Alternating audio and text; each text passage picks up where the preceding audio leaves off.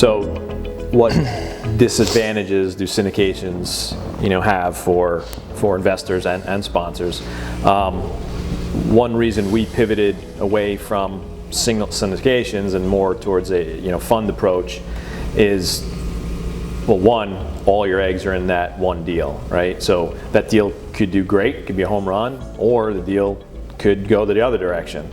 So we always found if we were running 3 or 4 of these at the same time, we were always concentrating on the one that needed more attention, more work, and we let the other ones, the successful ones, just kind of go on, but really wasn't fair, as a whole. So that's where we adopted the fund approach. But another huge disadvantage for real estate syndications is there's a lot of sponsor groups that are just flat out scams, right?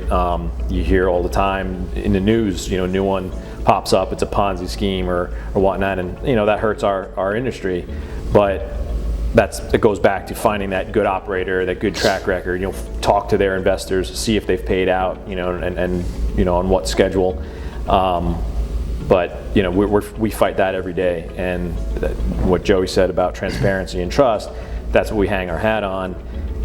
Just because we've done such a good job, and it's frustrating to see those groups out there, with these huge followings of people, and we know that they're not doing the right things, or there's they're diluting investments, or they're taking giant acquisition fees to keep the lights on.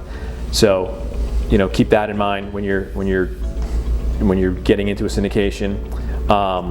Then the other thing for me is, syndication is generally illiquid.